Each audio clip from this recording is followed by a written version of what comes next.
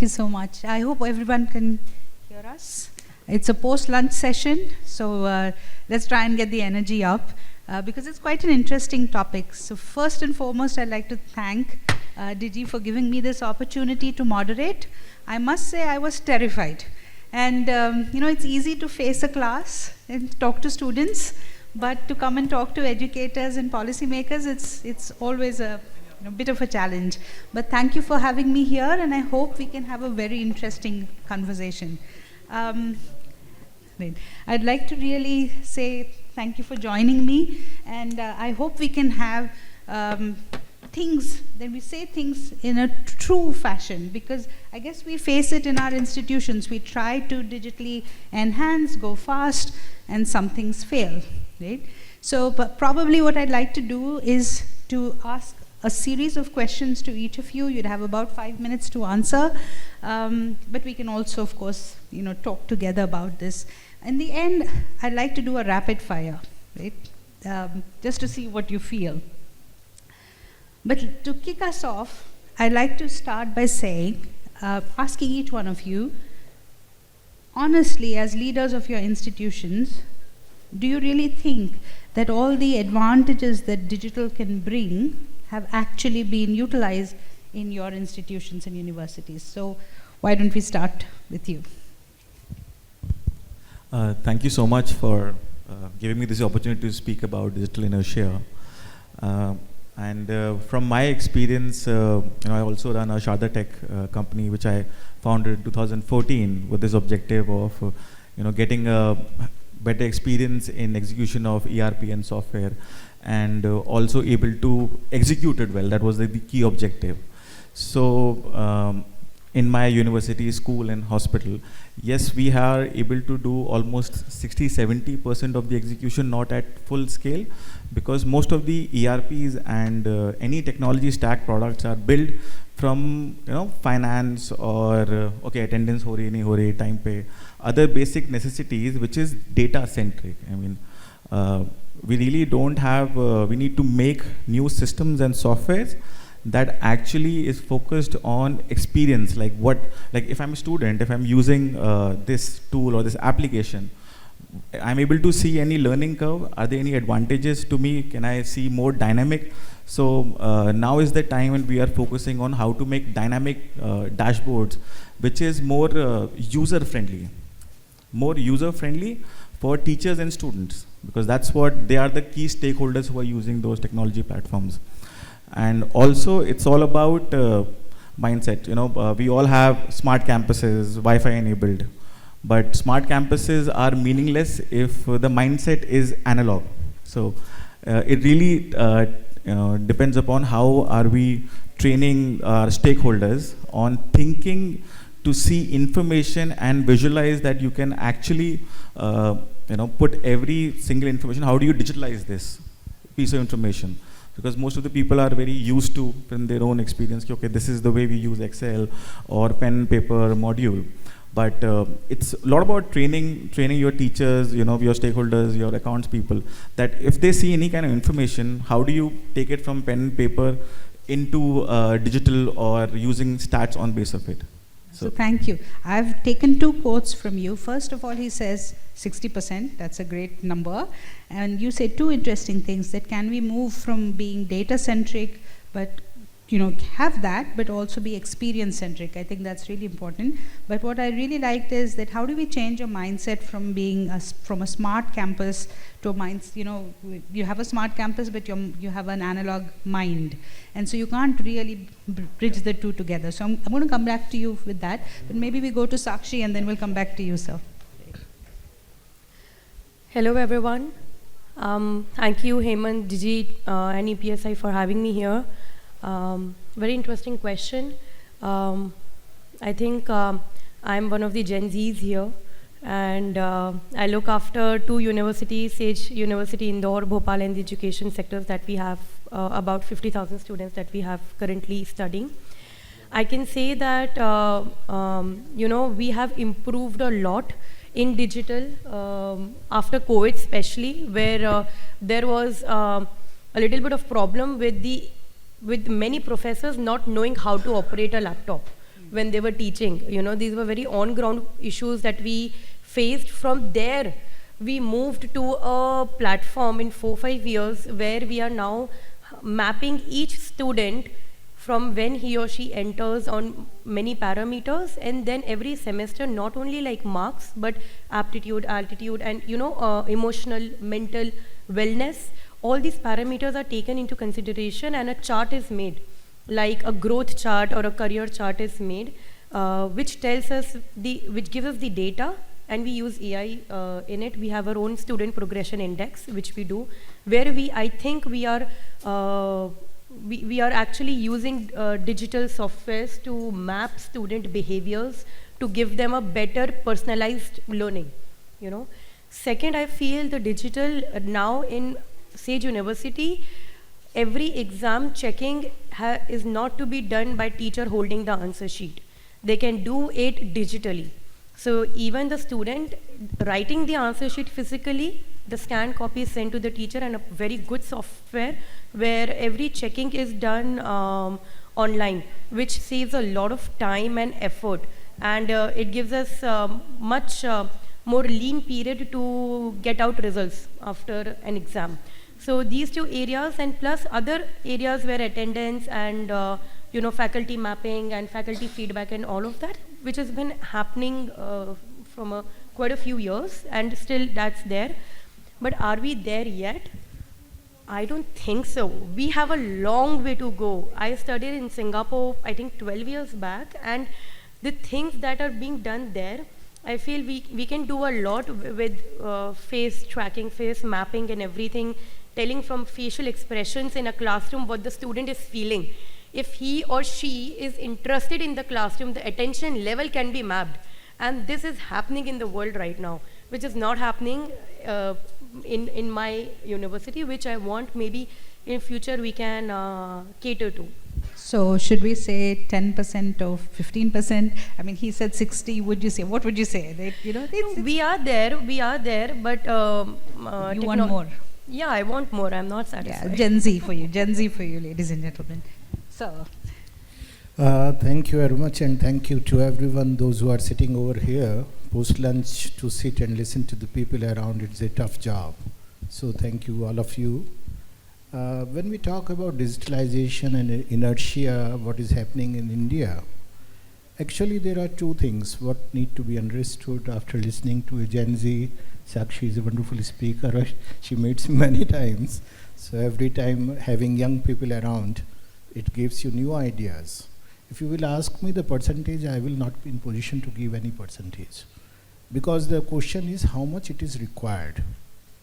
It is not required in percentage. It is required as per your vision, your purpose, and where the institution is. Generally, what I have seen, especially in education segment, that we are investing a lot in digital tools. We are not investing in trust. And this is the most important thing. Why we are using these tools around, generally to administrate something. It is not empowering. The moment we ensure this thing, that these tools start empowering, be it our students, be it our faculty members, be it our researchers, then suddenly the use will be more, and possibility to have more things will be there. Having attendance online or on a register does not make any change. For me, digital tools are required for more accessibility, to make education more affordable. We have two universities, one is in Meerut and one is in a small town, Gangu, in district Saharanpur. That's my home place. So when I use technology in my Gangu campus, in that university, that is for accessibility. There I say that it is required because there may not be availability of a teacher in a niche area. It means I need technology, I have to use digitalized systems so that my students can have access of the best people around from the world. But just for the sake, okay, everybody is coming on time, their face is on the screen or not, all those things, I always believe in this thing that instead of putting money on tools, we have to put trust, And there are 4 P's which are very important. We are talking about actually performance, how much we are using it. But before performance, the first P comes purpose. And purpose for every institution, purpose for every university, every user is different. The purpose what we may be having in Meerut is different from the purpose for what we need a tool, a digital tool in my Gango campus. So first is purpose, which has to be very clear. Then process has to be there. Again the process, we say we will train the faculty. I'm sorry to listen this thing many times. It is not the training, they know this thing, they are faculty members, we have selected them. We have to create willingness, and willingness will come when they will know that what purpose it will serve, why it is required. And once that purpose will be clear, processes will be there, and then platform comes then. Actually we are doing a reverse calculation. First we talk about performance, then we talk about platform, then we say okay, process is this, then we talk about purpose, and many times we forget about that purpose at all. So that is the most important thing what we have to understand. We have to understand that all digital world, what is happening during COVID, it was very necessary. We were among the first one, those who started even examination on that. For Hemant, it was a tough job. Yes. When I said, Hemant, now COVID is there, my examinations are scheduled after 10 days or 15 days, and I do not want to change the dates. Now you have to provide me a platform, because I had a purpose, I had a reason behind it. All my faculty members, be it Meerut, be it Saharanpur, Gango, anywhere, they were willing to do it. But if I say, okay, everyone has to come and do this thing, second way thing, what inertia is there, technology brings transparency. And that transparency, if we are using for the growth of the people around, if I am understanding what my teacher is teaching in the class, where is the gap, and I am giving him an opportunity to learn from that through FDPs, through other things, then it is fine. Otherwise, many people are afraid of it, because that transparency creates insecurities. So that has to be changed. So my perspective is, I always believe we use technology very intensively. We are tech-savvy organization, not tech-shy. But I always believe the quantum of using anything is dependent on the purpose, not on the competition, or that what other people are using it, how much they are using it. It is not important for me. I think that's a really good point. If I were to, when I picked up from all 3 of you, I picked up something very interesting. I love the fact that you talked about the 4 Ps, and it's purpose, process, platform, performance, and the ordering. I hope I got it right, sir, but the ordering is important. But all 3 of you said something which even I experience in my institute, right? And you said it in different ways. So you said smart campus, analog mindset, right? You said my faculty don't know how to open a laptop, right? You talked about it's not about training. You can give training, but they need to be willing. And the only way they're going to be willing is if they understand the purpose. So if we talk about this area, and it's a sensitive topic, but I've been told that I'm supposed to talk about sensitive things.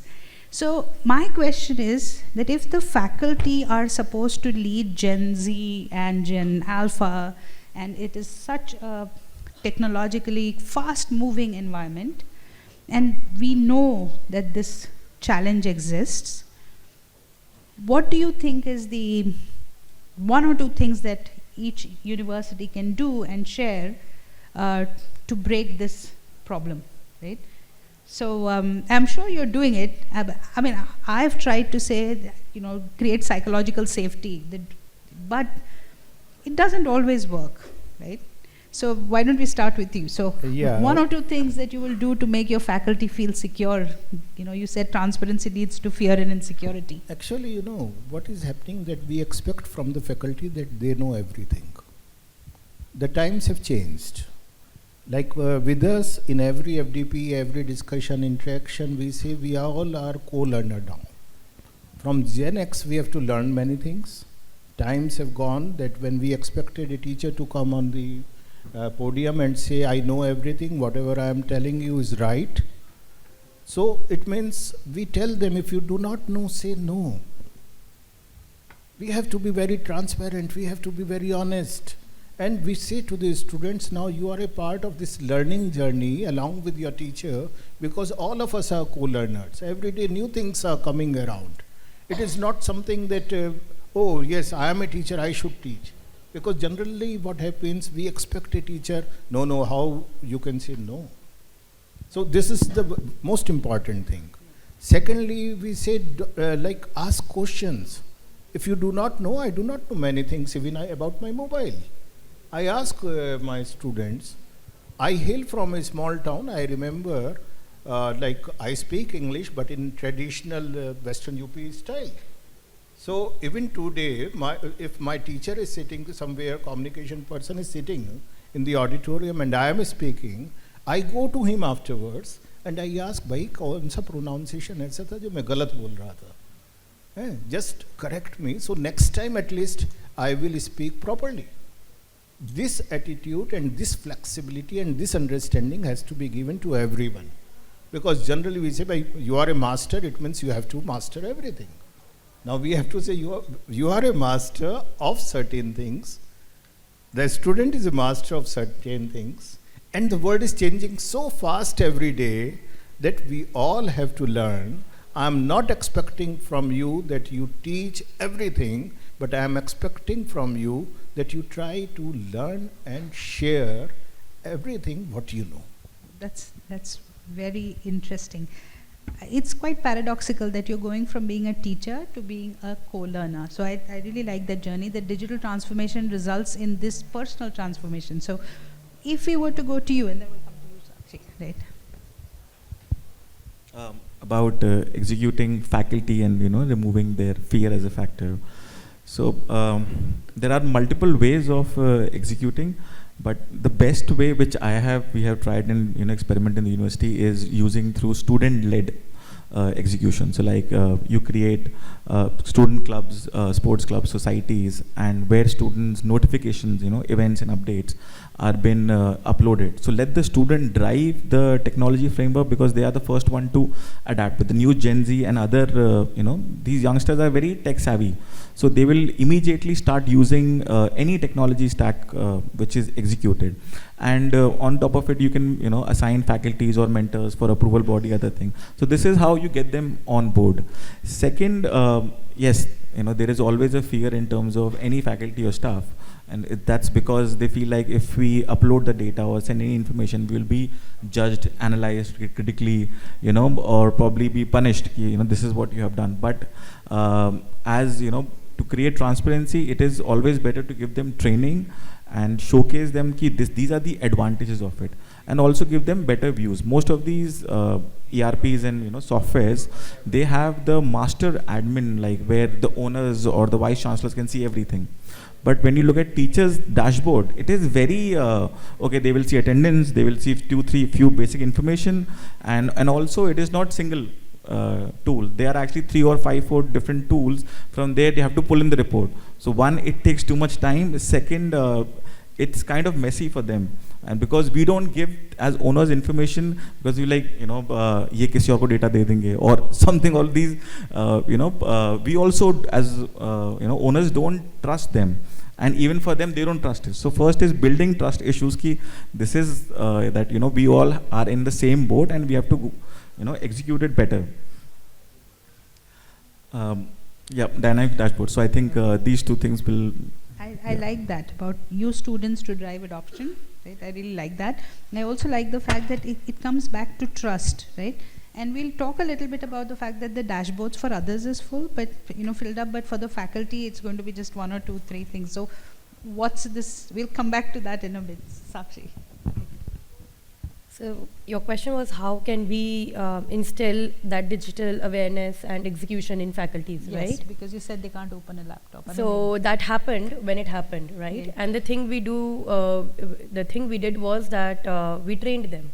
And the real question is, though the world is getting digitally advanced, the faculty wants to get digitally advanced or not, And what I have seen is that a lot of, like all of them, whoever have come across, wants to also get digitally advanced. No one is like, ki, if I don't know, but I will do like this only.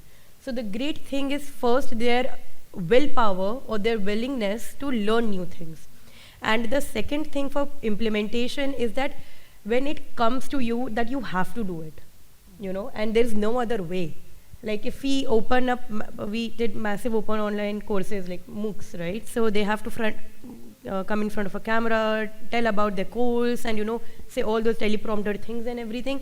They haven't never done that in their life, but they have to do it now. And everyone wants to learn. All the faculty members that I have come across are very, very enthusiastic about knowing new things and very, very up for learning new things, And that is also kind of a culture you build.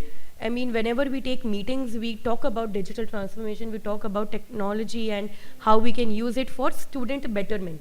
So when the purpose is the student betterment, then the faculty actually steps on board to whatever you're doing as a common goal. So I feel with these two ways, every faculty can get on board, and you can give trainings to them for it, but you have to create situations where they have to do it. Because when it comes to it, they do it. So both the carrot and the stick, willingness and, force it down. So this was very interesting because faculty is the heart of an educational institute. But I would like to pose a slightly different question. So I come from the tech industry, and I'm now in education, but I'm predominantly from the tech industry. I'm loving my time in education, learning a lot. But do great technical and talent want to come into education? Right? Isn't that a big problem for unlocking? Because suppose if I have technical talent and if I'm I'm good in AI or I'm good in digital, wouldn't I want to have a career in the industry?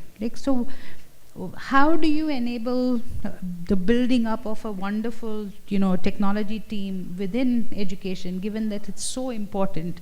Right? Do you face challenges, or you've got it covered? Right? So why don't we start? Let's start with you. Right? So I'll tell from my experience. So when I started my journey in higher education 2012, we got this white elephant, which was very big. So we were the first university in India to get PeopleSoft, the US campus solution module to execute, and we gave it to HCL, and they were not able to execute. So we fired them. Then we got KPMG. They were still not able to execute, and we were suffering because there were around 9,000 students. You're not able to file any kind of report, even to banks and other things. So I had to, fight, and then okay, let me start an IT company. But it was like, I'm a commerce background. How will I begin that? But somehow, because my work experience was in a tech company, so that team helped us build the team. So which created a foundation. So about execution and implementing, because that was in your own hand. So, and also I understand and have a better hands-on experience, and whatever I see, any information, I see and visualize from how it can, I can create a tool or an application of any problem to solve a digitalizer. Because the moment you start thinking from that perspective, then you don't build systems. You build systems and processes which can run for a very, very long time. And it is, one is you make systems and processes on paper. The moment it comes on any technology, on a digital solution, you can easily monitor them, control them, and also even operate it.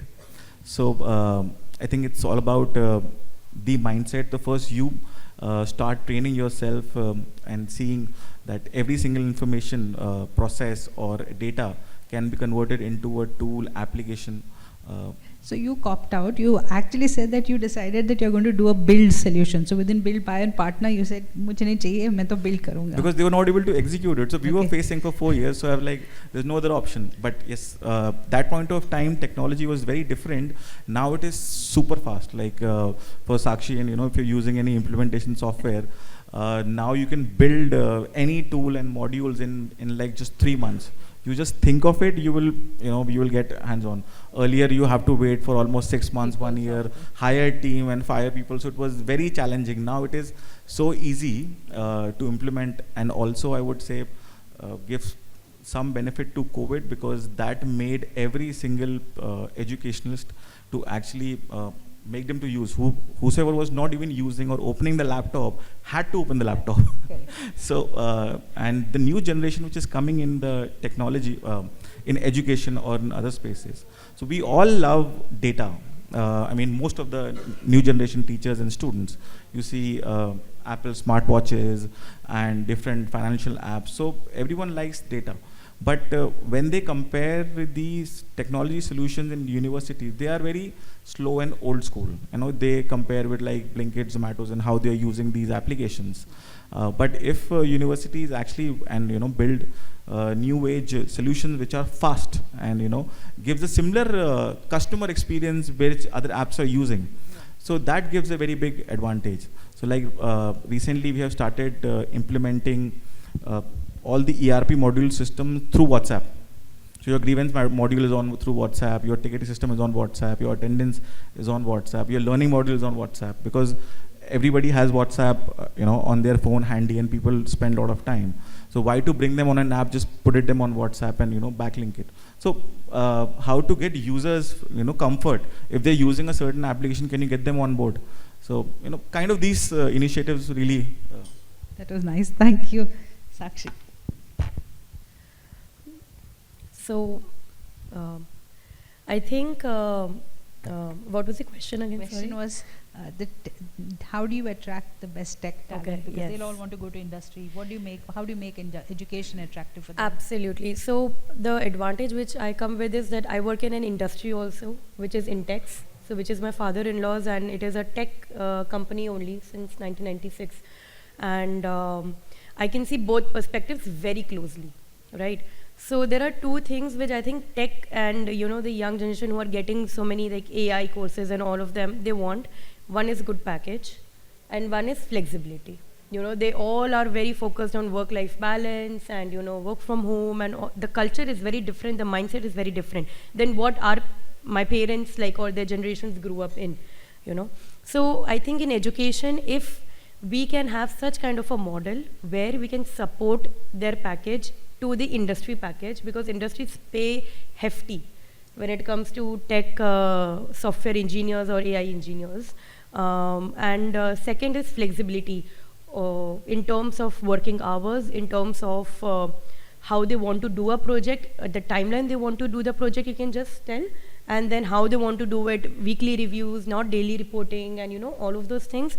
If you can match these two things, no one will say no to education, because education has less timings compared to industry, much less timings compared to industry. So there are benefits here also, there are benefits of protection, government protection, and all also to employees here more than in industry.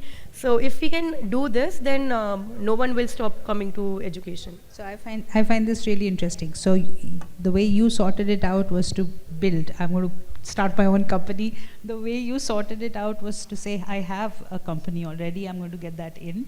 And also you talked about user experience rather than get it onto platforms that students already are on, and you spoke about giving them pay packages that are equal to the industry and talking about lesser timings, flexibility. So super good. So sir, do you have a vision which doesn't involve buying or building an own company and solving the problem? Actually, two things are there. If I look at your question that how to attract people with the IT background or IT experts to the universities, we have to appreciate that those people, those who want to come to academia, they are passionate and they are coming to create something new, to innovate something new. And generally what happens when we invite them, we have something already in mind and we say, you come and do it, which kills their passion, which kills everything, and they feel that no, this is not the right place for me. Even if we match their package, we match their life expectation, what Gen Zs are talking about. But generally there are two things. One, that what we need in the university is the best thing, what we have done in last 36 years, that the best service provider should be asked to find a solution for us, customize it for us. Like Hemant has tough time always with me, because every time whatever is needed I will ask him to do instead of finding a new vendor. I will say, no, you have to do it because it will help you also to grow. Because I am giving you a problem, once you will find a solution, that solution you can apply to many other people around. Maybe they also have the same problem, but they are not asking or they are not demanding this thing. So one thing is that what university need for running around, that should be taken from the best of the available vendors. But those who are willing to contribute in the university, IT experts or tech savvy people around, they should be given a space, a platform, again I'm using the word platform, to fulfill their passion also. And how it is possible, because today a lot of niche areas are there where regular faculty is not available. So if I will expect someone to come from the industry or an IT expert, and I will say you go to the class and teach, so they will fail.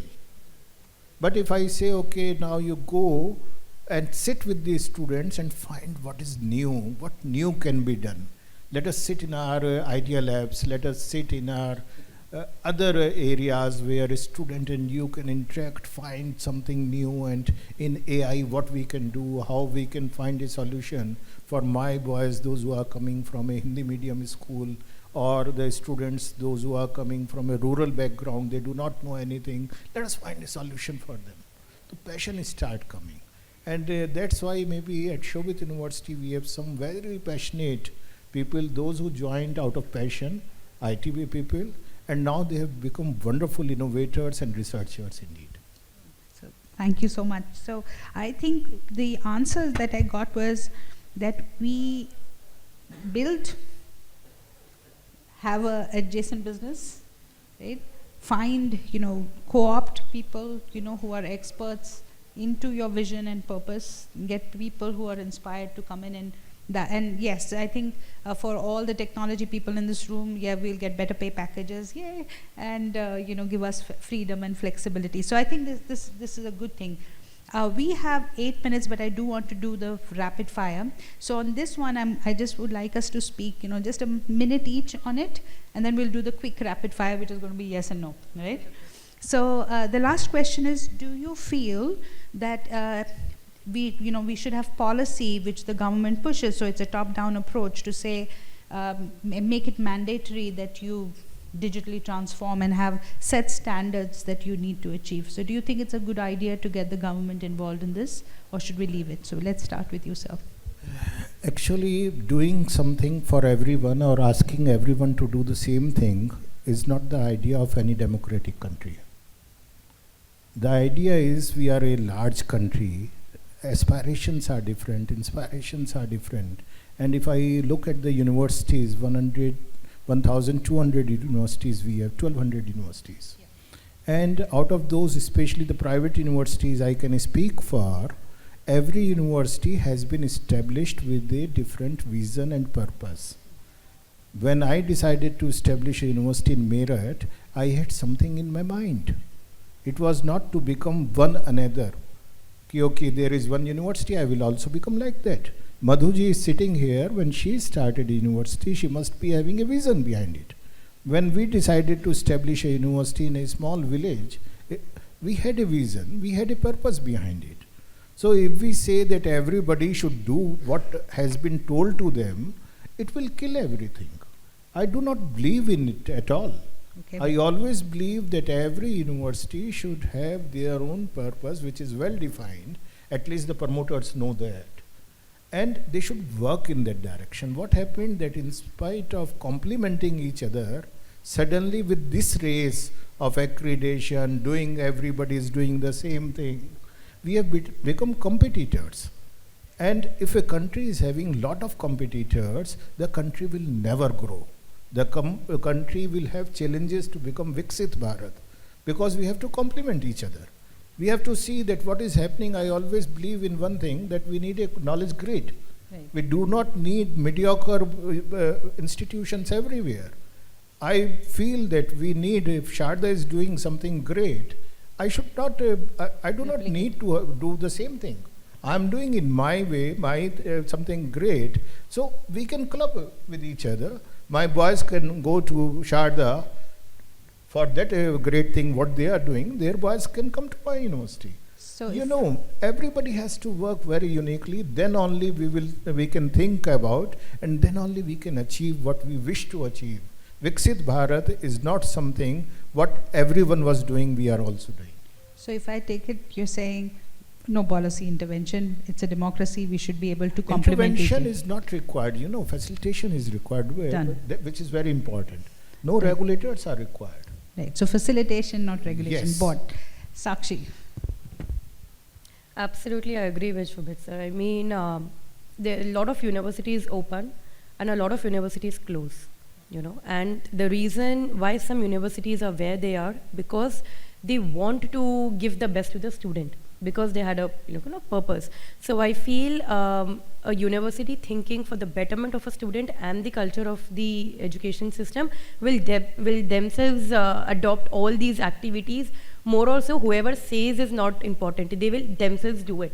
And universities and colleges which are not doing it, and they are not coming up, in the race or, in the environment, but obviously students are not going to opt for them later on. So it's just demand and supply. But I don't think government has any role to play in telling us how to, be digitally involved. So that's my take. So you agree. So facilitate, don't regulate.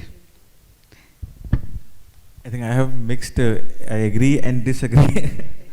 Agree that that all universities should be digitally transformed, but not agreeing towards that now universities and institutions start seeing and making stacks of data, which is redundant. Now, digital transformation, if you're talking about using AI, which improves classrooms learning, students, progression, faculties, growth parameters, and reducing the time that students and teachers spend using different tools, and if AI can smarten help them, like if a student is studying any subject, and if you use AI applications tool, and that tool is making them learn better. Now that is something should be done. But what is the role of the government? Are they giving any hands or examples? Okay, this is what you should be doing, or starting, as Sir said, collaborating with universities and sharing these experiences so that we all can learn and execute. Because for us, this is also a new new planet, I would say. Every 2 months, 3 months, there is completely new sets of technology upgrade which are coming and improving day-to-day lives. So Okay. So facilitate, don't regulate, maybe. Right, okay. So thank you for that in-depth one-to-one questions. And what I'd like to do is to do a quick rapid fire. So the rules of the game are that you can only say yes or no, right? You can't give an explanation, right? No explanation, right? Just a yes or a no. Okay. I promise you there will be no dangerous questions. There are no dangerous questions, okay? All right? So the first question, and we will start with Sakshi, okay? So the first question, yes, we will go Sakshi, then yourself, then him. So the first question is, should we have a technology expert as part of the executive council? Should we make this mandatory? So if you're a university and you have the executive council, do you put in technology expert as mandatory? Sakshi? Absolutely, yes. yes, for sure. Can you hear me okay? No. Is this, yeah. No, okay, thank you. No, I've got Okay. Okay, next question. So in one of the previous panels that I was listening to, it was said that just as we had the UPI moment for financial services, we need to have a similar moment for the educational sector. Now, just to remind all of you, you all said that you want to do different things based on purpose. So they were strongly promoting that we should have a UPI moment for the educational sector. So do you agree or you don't agree? We start with you this time. Yes, no, that's it. No. I do not know what is UPI movement. So, when now that everybody has a mobile phone and you can do payments, No, What's the moment? I mean, in education, how it can be applied? So no, or I don't understand. No, I do not. Okay, but so that was not the question. ठीक है. He said yes or no, so I said yes. Right. And making a transfer So you're Yeah, knowledge cannot be transferred through UPI modes. It's something very serious we are doing. So I do not think so that even this no, I question guess. has no relevance for me. so no. Right. So no. I don't know what UPI moment means, but if it is passing on education just like through just notes through mobile, then no, that's not. You cannot learn how to swim by reading like the book on how to swim. Well, I had one more question, but we ran out of time. I want to. I would like to ask one question to you also, and I believe she will permit us. Like you are a wonderful moderator, and thank you. So as kind you of mentioned that from IT to academia you shifted. What is your experience? So very briefly, my career has been in India and then in UK. And I was the head of strategy at Google Cloud for Europe. And before that, I was heading up innovation for Microsoft Azure in the new businesses. So I've always had a global role, PwC and Cognizant. So my path into technology has gone from Cognizant. So what really happened, sir, and I must say this, and why I love being here, and I'm so honored to have this seat here, is after spending 50 years, yes, I am 52 now, making money for big tech, I had a moment where I said, it was like a UPI moment, to say, what do I want to do, right? And I am inspired. I read the NEP, and it was an accident, and I got inspired by it. And I am inspired by Viksit Bharat, and I'm inspired by there's so much to do here in India, and there's so much talent, and if I can even contribute a little bit to what's going on, what all of you are doing, then it would have been a life well lived, and that's why I'm here. That's Wonderful wonderful. It thought. means purpose leads everything. Yes. Purpose leads everything. Yeah. Time's up, Thank but I you. thank the Thank you panel very and I much. thank all of you. Thank you so much.